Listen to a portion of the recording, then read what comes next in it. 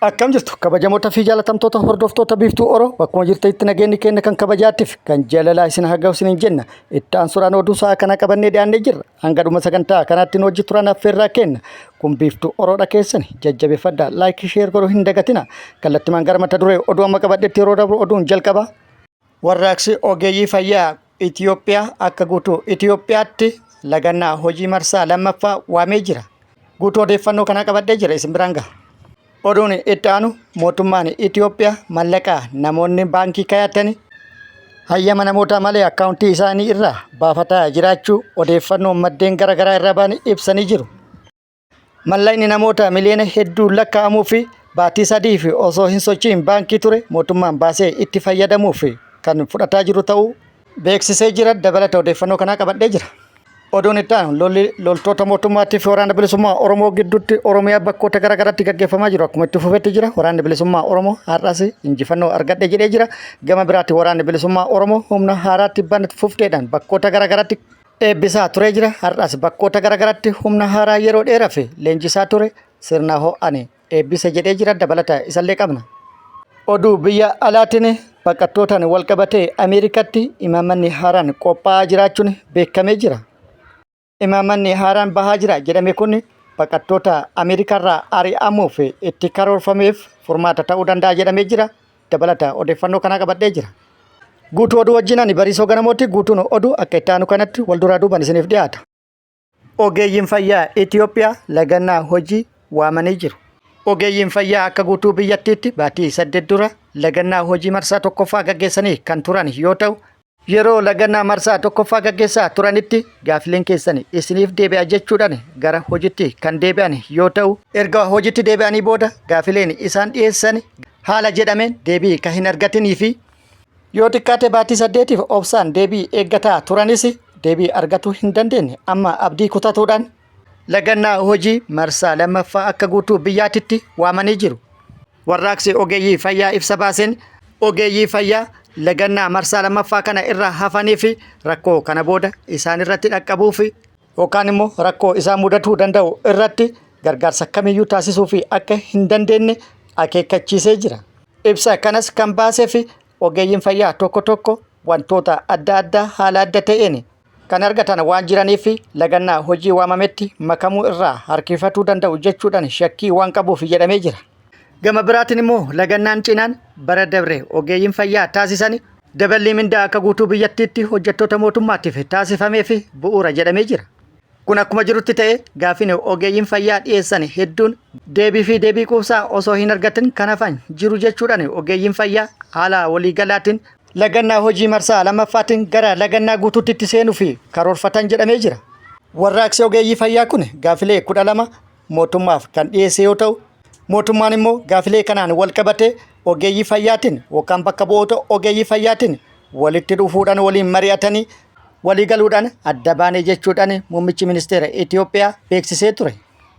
Marii taasisanii turan irrattis kan irratti walii galan nuti hundinuu kan hojjennu badhaadhina biyyaa mirkaneessuu fi biyyattii ceesisuuf. Kanaaf immoo wareegama kaffaluu qabna. Wareegama kaffaluun immoo nuti rakkannee daa'imman keenya rakkoo akka hin argine hojjechuudha.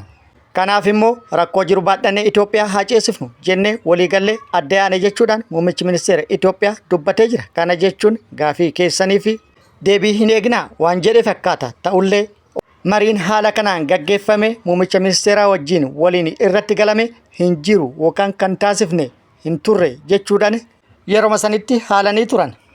Kun akkuma jirutti ta'e guyyaa har'aa irraa eegaluudhaan gara lagannaa guutuutti kan galan ta'uu beeksisanii jiru. Waamicha lagannaa ogeeyyii fayyaa waamame kanaan wal qabatee gama mootummaatti hanga yeroo gabaasa kana qindeessineetti wanti jedhame hin jiru. Oduun itti aanu bulchiinsi lootorii biyyoolessaa eeyyama dhaabbilee ispoortii beetingii hundaa haquu beeksisee jira. Itoophiyaa keessatti eeyyamni hojii dhaabbilee beeting ispoortii marti haqamu bulchiinsi lootorii biyyoolessaa beeksisee jira. Ammaan dura kanneen bulchiinsa lootorii biyyoolessaa Itoophiyaa irraa hayyama kana argatan hunda irraa eeyyamni kennameef fudhatamuun kan eerame yoo ta'u murtiin kun muddee 15/2025 irraa eegalee hojiirra akka oolu beeksifameera.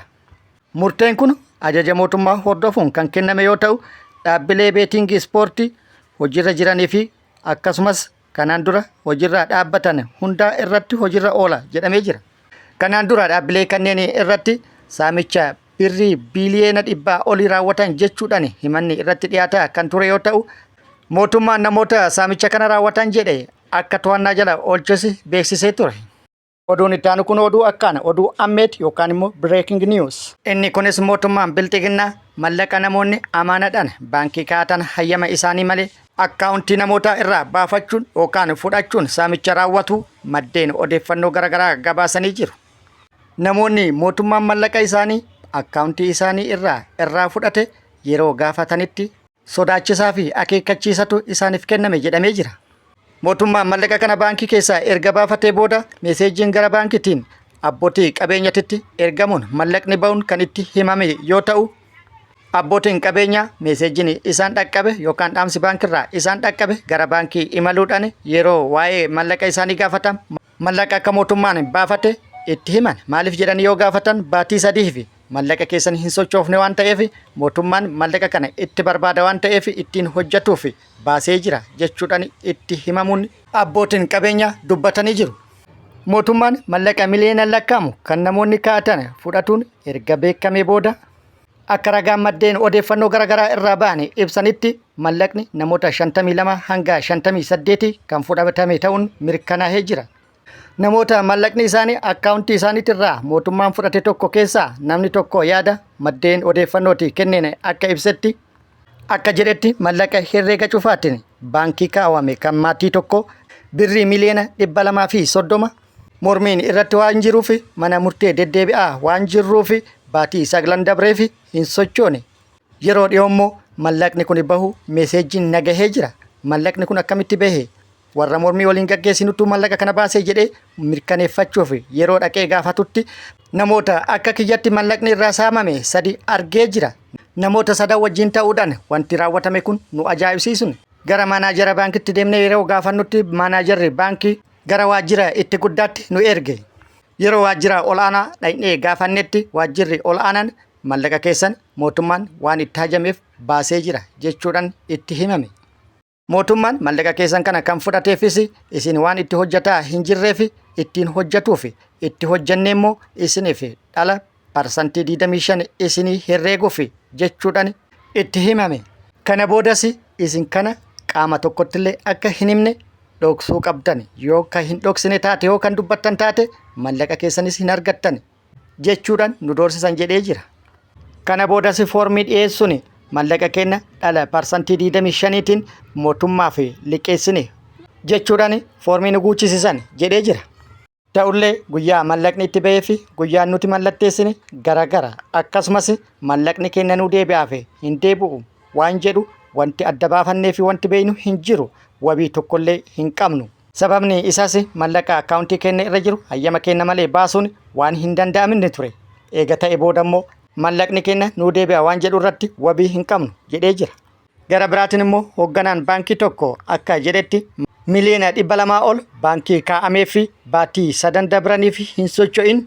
Kana jechuun mallaqa irratti galchuu malee mallaqni kan hin bahin yoo ka ta'u taate mootummaan dhimma tantamaatiif baasee itti fayyadama jechuudhaan nutti hime jedhanii jiru. Walumaa galatti haala kanaan hayyama abbootii qabeenyaa malee mallaqni namoota 52 maddii odeeffannoo biroo immoo mallaqa namoota 58 mootummaan akkaawuntii isaanii irraa baasee fudhatu beekamee jira. Dhumarratti namoonni hayyama isaanii malee akkaawuntii isaanii irraa mootummaan mallaqa isaanii fudhate kun seeraan ala ta'uudhaa fi seeraanis kan nama gaafachiisu jechuudhaan yaada kennanii jiru. Walumaa galatti mallaqa maamilli amantaadhaan baankichatti kaa'ame baankichi murtee mana murtiitiin ala qaama sadaffaatii dabarsuun mallaqa namni amaanaadhaan baankichatti kaa'ate mootummaan aangoo isaa fayyadamee mallaqa namoota fudhatuun yakka jechuudhaan yaadni itti kennamee jira.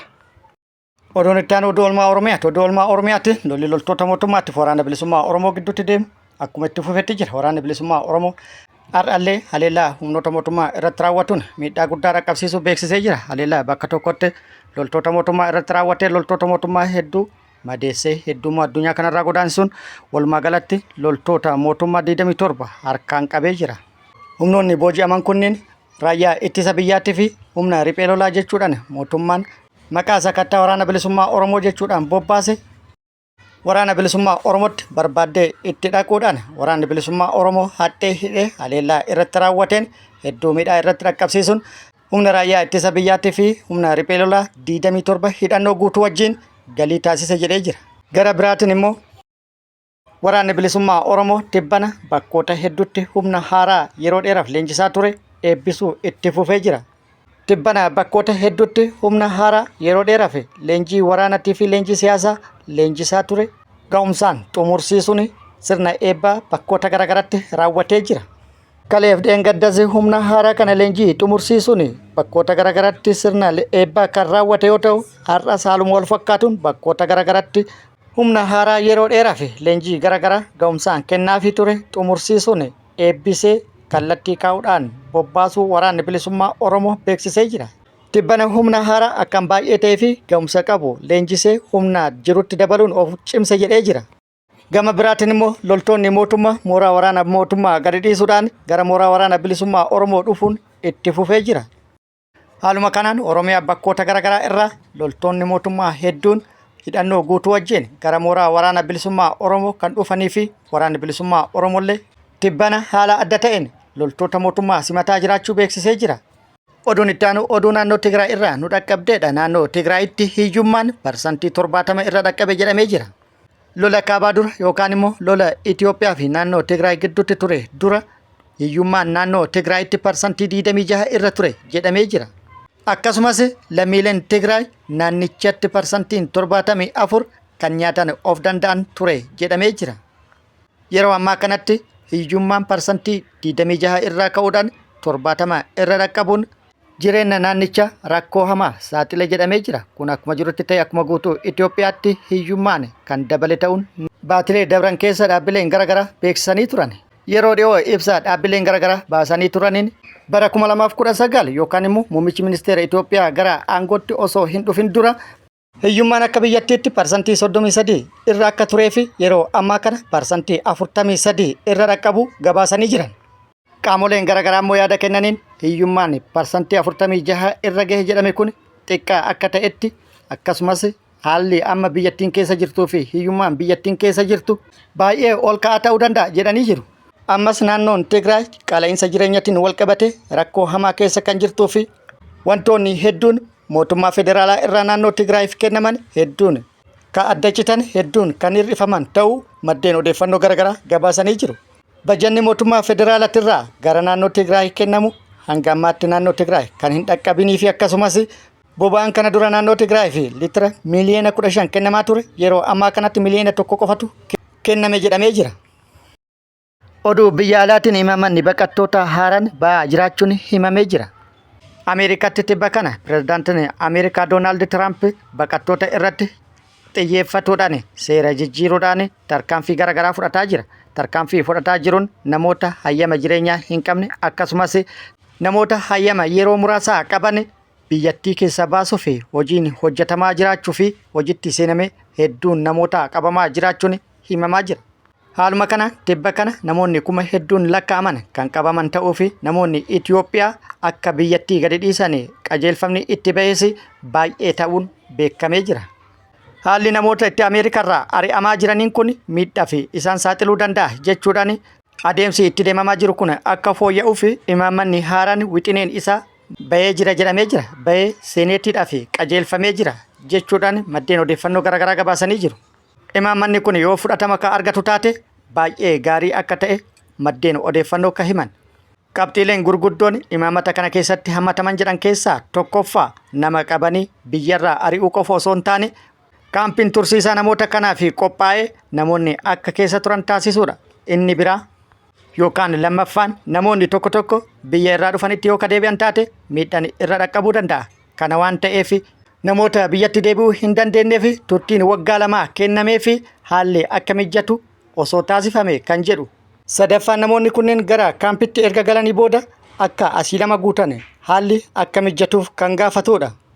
Kabajamoota fi jaalatamtoota hordoftoota biiftuu Oroo oduun ammaaf qabadde kana hanga ammaa kana guutuu oduu wajjin isin wajjin kan ture ani Bariisoo Ganamooti. Hanga yeroo itti aanutti deebinee wal agarrutti nageenyi Rabbii isiniif haa baay'atu. Nagatti nu turan immoo hawwii kenna nagatti nu tura.